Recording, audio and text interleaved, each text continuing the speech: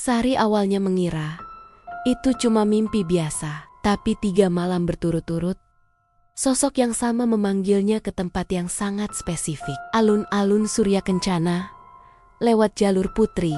Yang aneh, dia belum pernah ke sana seumur hidupnya. Assalamualaikum warahmatullahi wabarakatuh. Selamat datang di Arsip Sunyi HD. Dari kota mana kamu menonton malam ini? Tulis di kolom komentar. Sebelum cerita dimulai, silakan like dan subscribe agar tidak ketinggalan kisah mistis berikutnya. Jika sudah, mari kita saksikan bersama. Sari pertama kali mimpi itu di hari Selasa, sekitar jam 3 pagi. Dia kebangun dengan napas agak berat. Bukan karena takut, tapi lebih kebingung. Mimpinya terasa jelas.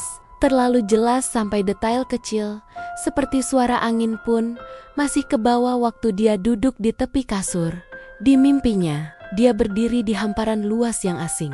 Tanahnya pucat, bukan putih bersih, tapi lebih ke warna rumput mati yang kering. Di sekelilingnya ada pohon edelweiss, tinggi dan diam, seperti tidak bergerak meski ada angin. Langitnya abu-abu terang.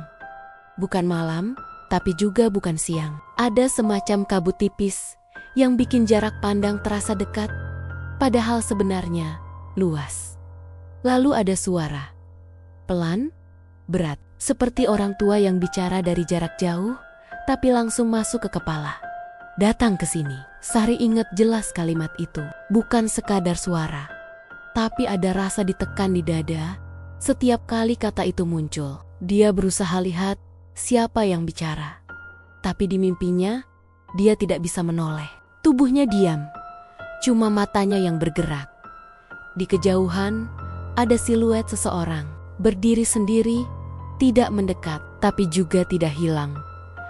Dia bangun sebelum sempat melihat wajahnya. Awalnya Sari tidak terlalu memikirkan itu. Dia cuma duduk sebentar, minum air, lalu kembali tidur. Tapi sepanjang hari itu, ada rasa aneh yang nempel, seperti sesuatu yang belum selesai. Malam berikutnya, mimpi itu datang lagi. Persis sama, tapi kali ini lebih dekat.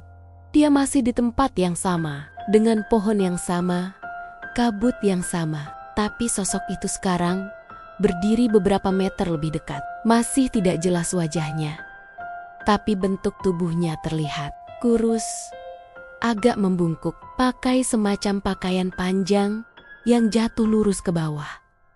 Dan suara itu datang lagi, lewat jalur Putri. Kali ini lebih jelas. Tidak hanya terdengar, tapi terasa seperti seseorang bicara tepat di belakang telinganya.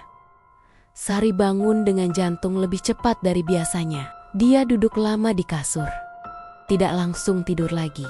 Jam di ponselnya menunjukkan 03,17. Dia mencoba mengingat kata-kata itu. Jalur Putri. Dia tidak familiar dengan istilah itu. Bahkan dia bukan tipe orang yang sering naik gunung. Tapi ada rasa ganjil. Seperti kata itu seharusnya punya arti penting. Besoknya, dia coba cari tahu. Di sela-sela waktu siang, dia buka internet, mengetik jalur Putri. Hasilnya langsung muncul. Gunung Gede, jalur pendakian. Sari berhenti membaca sejenak. Dia belum pernah ke sana. Bahkan tidak punya rencana sama sekali untuk naik gunung dalam waktu dekat. Tapi detail di mimpinya mulai terasa masuk akal. Hamparan luas, pohon edelweiss. Dia lanjut scroll, sampai menemukan satu nama yang bikin tangannya berhenti. Alun-alun Surya Kencana. Dia tidak tahu kenapa, tapi begitu membaca itu, ada sensasi aneh di tengkuknya, seperti dingin yang muncul tiba-tiba. Nama itu terasa familiar, padahal dia yakin baru pertama kali melihatnya. Hari itu, Sari pulang lebih cepat dari biasanya. Kepalanya agak penuh, bukan karena takut, tapi karena mencoba menyusun semuanya supaya masuk akal. Malam ketiga, dia sempat ragu untuk tidur. Dia mencoba mengalihkan diri dengan nonton sesuatu di laptop, tapi fokusnya tidak pernah benar-benar ada. Setiap beberapa menit, pikirannya balik ke mimpi itu. Akhirnya, Dia tertidur juga. Sekitar jam 1.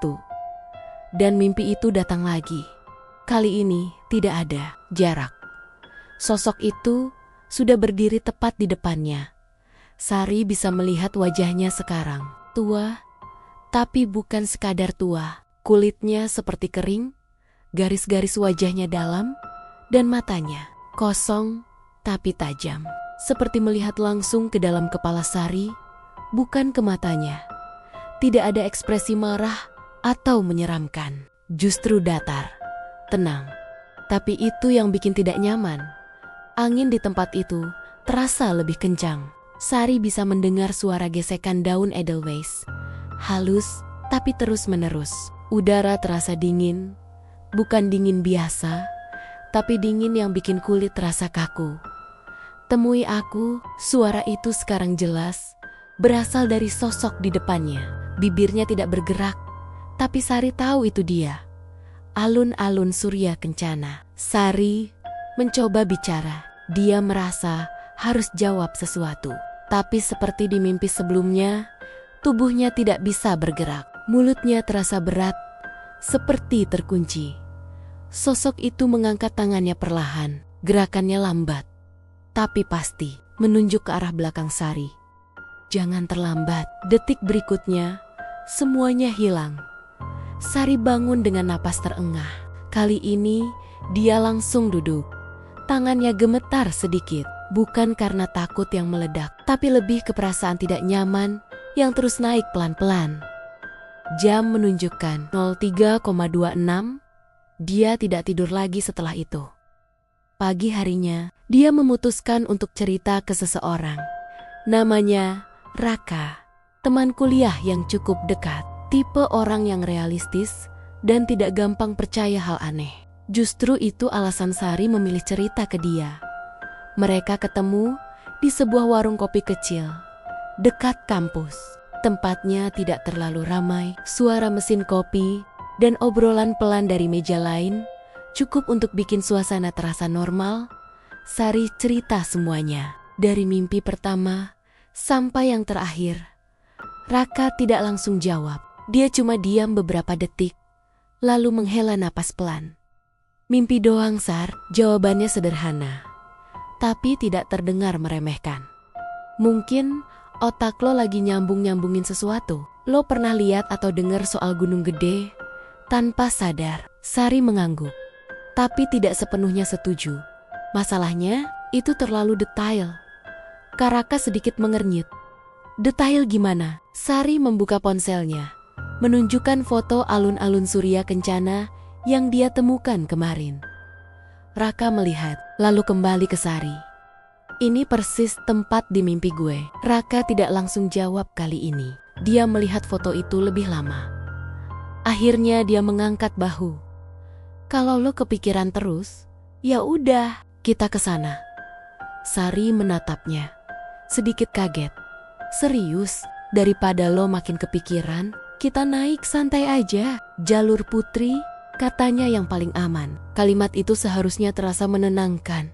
Tapi, entah kenapa, justru ada sesuatu yang mengganjal di dalam diri Sari.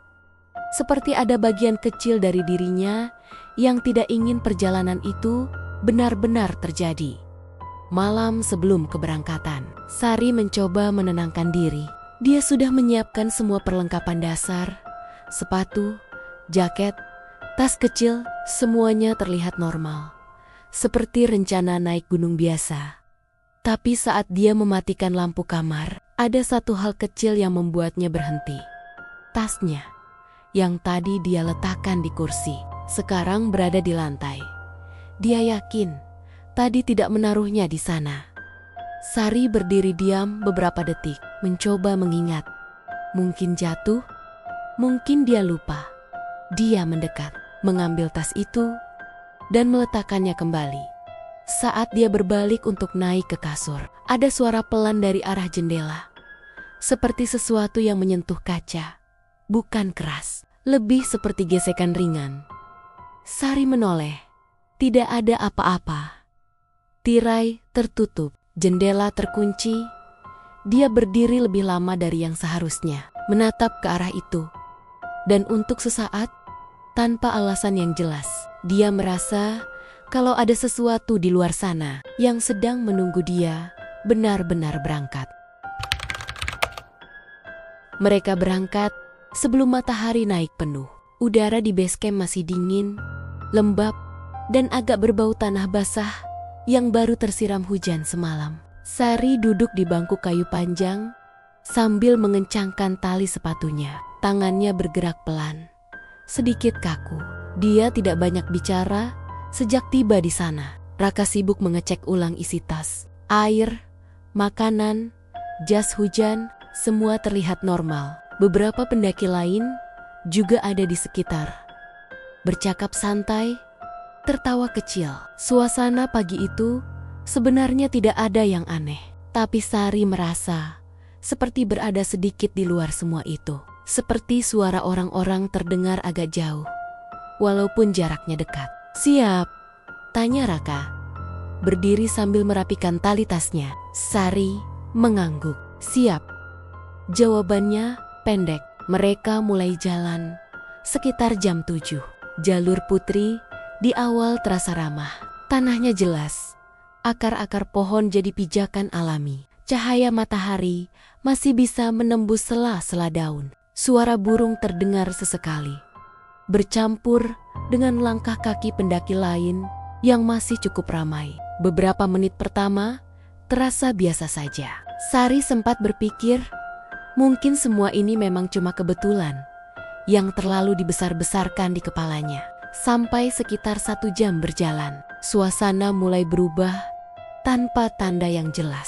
Cahaya matahari makin sedikit, bukan karena sudah siang, tapi karena pepohonan semakin rapat. Udara jadi lebih dingin, tapi bukan dingin segar, lebih ke dingin yang menempel di kulit. Langkah kaki Sari mulai terasa berat, padahal jalurnya tidak terlalu menanjak. Mereka terus jalan. Sekitar 20 menit kemudian, Sari mulai sadar sesuatu yang aneh. Langkah kaki. Awalnya dia pikir itu langkah Raka, tapi ritmenya tidak sama. Raka berjalan stabil di depan, sementara suara ini sedikit tertinggal, seperti ada orang lain di belakang mereka. Sari berhenti sebentar, pura-pura membenarkan tali tas. Suara itu ikut berhenti. Dia menoleh ke belakang. Tidak ada siapa-siapa. Jalur kosong, hanya tanah, akar, dan deretan pohon yang diam. "Kenapa?" tanya Raka dari depan. "Enggak, tali tas." Raka mengangguk, lalu lanjut jalan. Sari berdiri beberapa detik lebih lama, mendengarkan. Tidak ada apa-apa. Akhirnya, dia lanjut lagi. Suara itu muncul lagi. Kali ini lebih jelas. Langkah kaki di tanah kering. Pelan, tapi pasti. Sari tidak bilang apa-apa. Dia mempercepat langkah sedikit, mendekat ke Raka. Beberapa waktu berlalu tanpa kejadian. Mereka sempat istirahat sebentar di area datar, minum, makan ringan. Raka cerita soal jalur lain yang pernah dia lewati. Suaranya santai, berusaha menjaga suasana tetap normal. Sari mengangguk, tapi fokusnya tidak sepenuhnya di situ. Dia terus merasa seperti diperhatikan, bukan dari satu arah, tapi dari segala arah sekaligus. Setelah istirahat, mereka lanjut lagi. Semakin masuk, jalur terasa lebih sempit.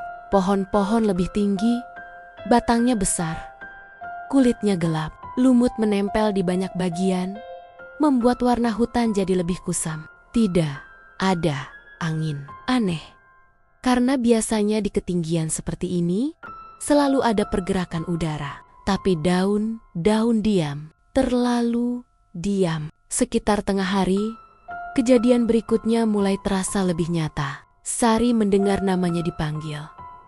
Pelan, "Hari." Bukan Sari. Dia langsung berhenti.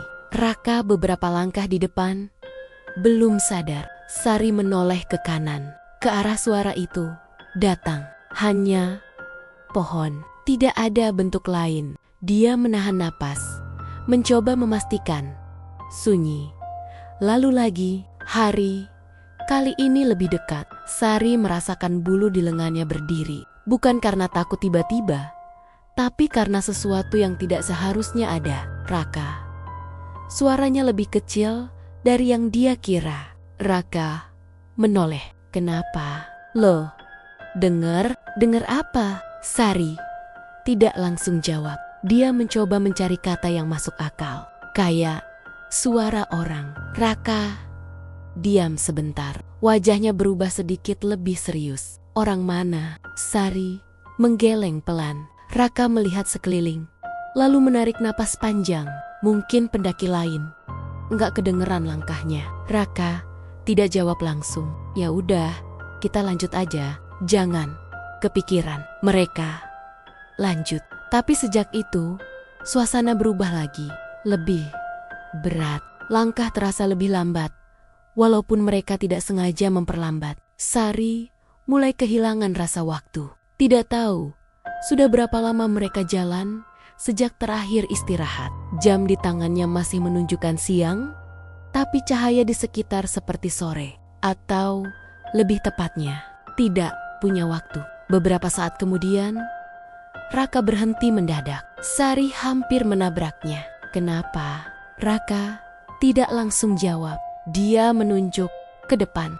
Jalur bercabang. Padahal di peta, jalur ini seharusnya lurus. Ada dua arah, kiri dan kanan. Keduanya terlihat sama. Tanah, akar, pohon, tidak ada tanda.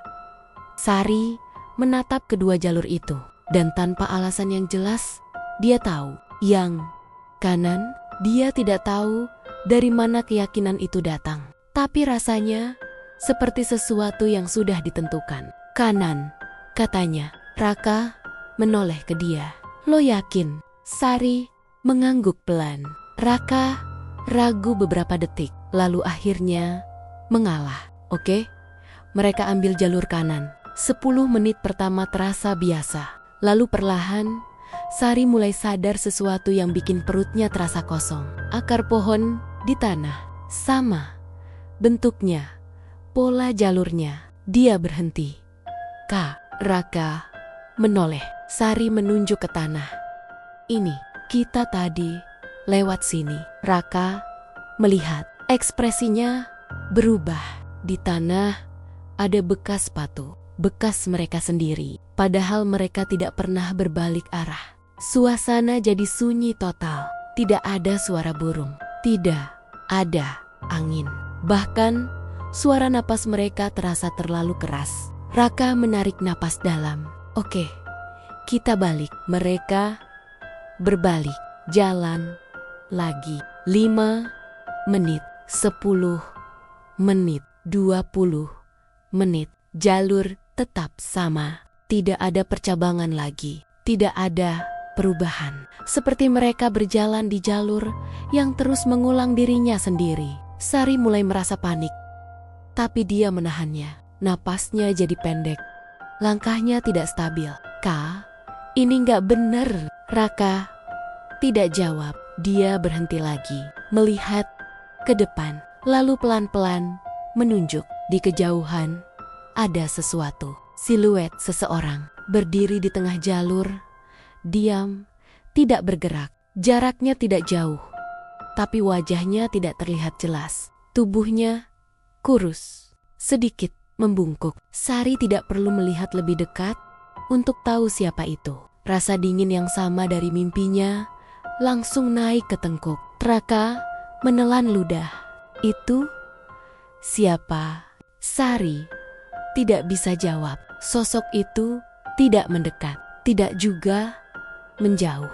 Hanya berdiri, seperti menunggu mereka mengambil langkah berikutnya. Dan untuk pertama kalinya sejak mereka masuk hutan, Sari merasa satu hal yang jelas.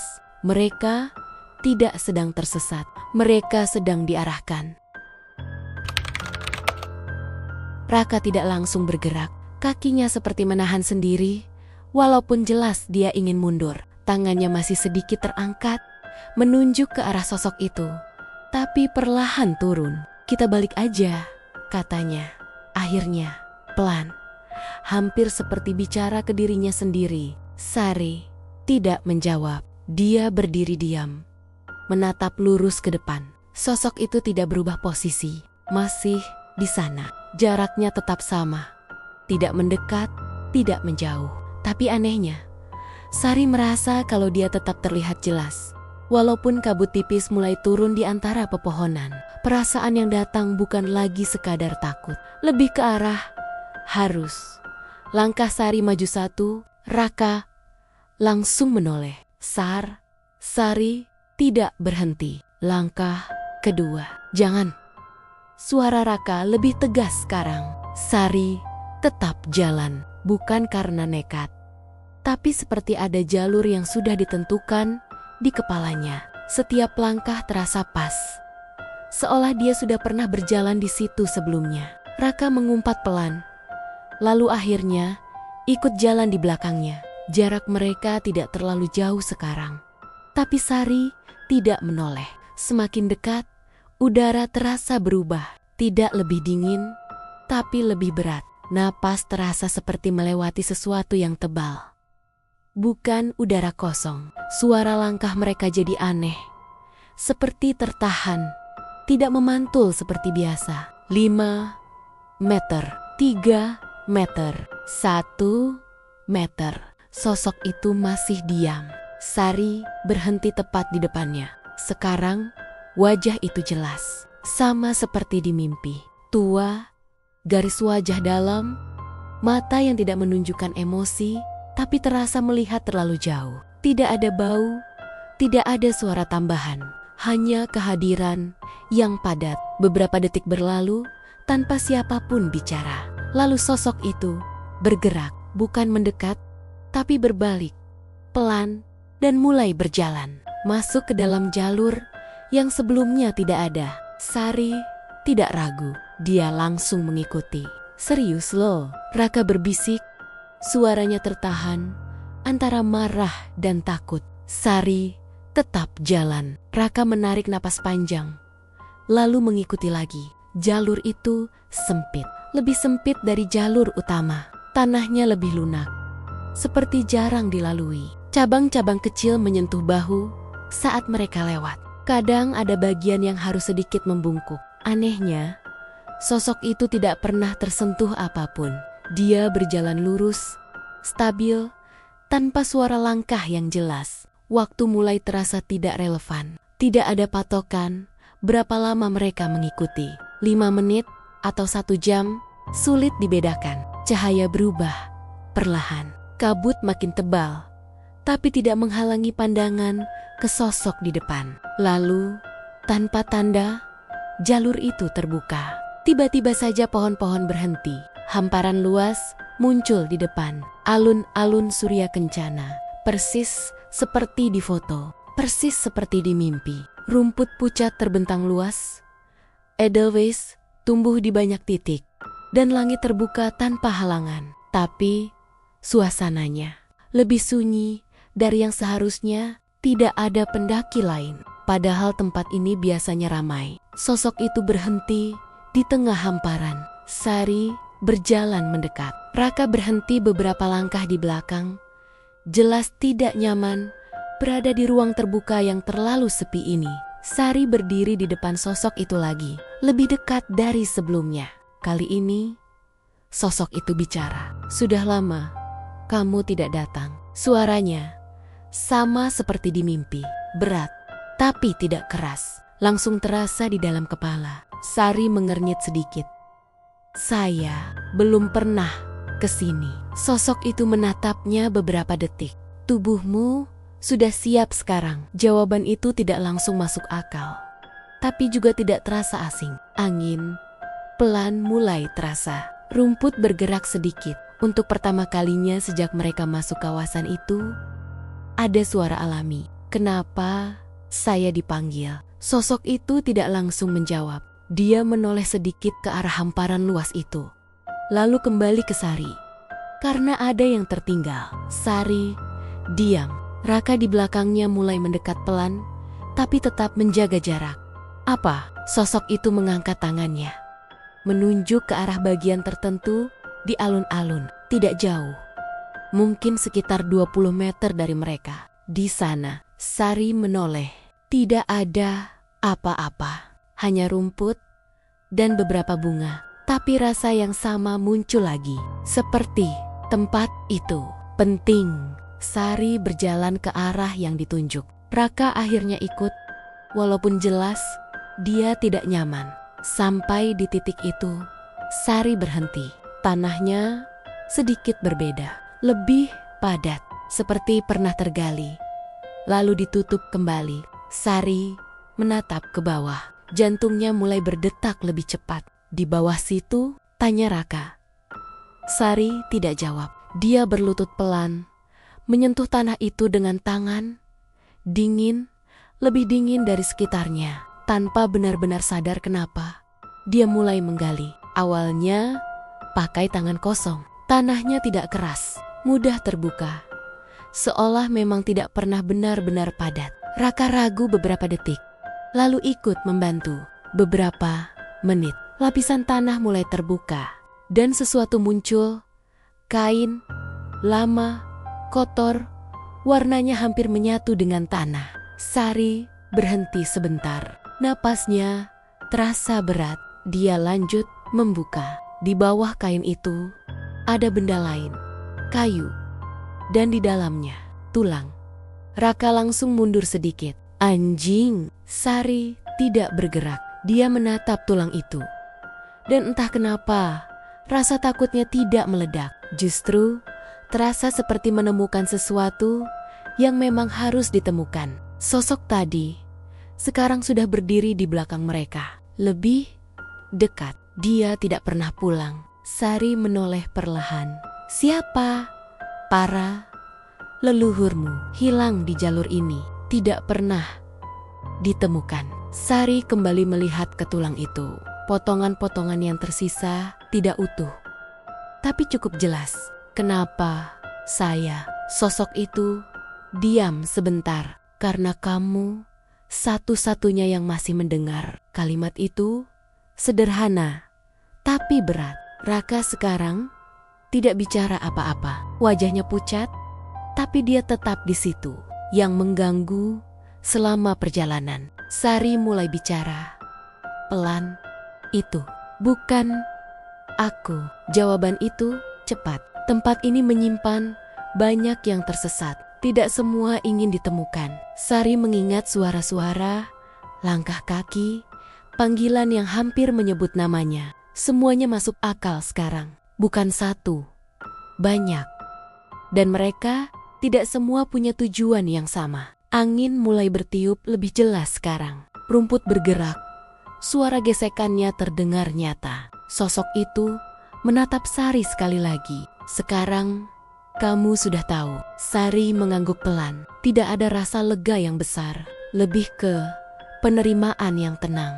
Bawa dia pulang. Sari menatap tulang itu lagi. Lalu mengangguk. Ketika dia mengangkat pandangannya kembali, sosok itu sudah tidak ada. Tidak menghilang. Tiba-tiba, lebih seperti memang tidak pernah ada di sana. Sisa perjalanan turun, tidak banyak mereka bicarakan. Mereka membawa sebagian yang bisa dibawa. Melaporkan sisanya ke petugas setelah sampai. Prosesnya panjang. Butuh waktu untuk benar-benar memastikan identitas. Tapi satu hal akhirnya jelas. Ada catatan lama. Pendaki yang hilang puluhan tahun lalu di jalur Putri. Nama keluarganya sama dengan Sari. Beberapa minggu setelah itu, semuanya kembali normal. Tidak ada mimpi lagi. Tidak ada suara. Tapi satu hal tidak pernah benar-benar hilang. Kadang, saat Sari sendirian, terutama di tempat yang terlalu sunyi, dia masih merasa hal yang sama seperti di hutan itu. Bukan takut, tapi seperti ada sesuatu yang diam-diam memperhatikan. Bukan untuk mengganggu, hanya memastikan tidak ada lagi yang tertinggal.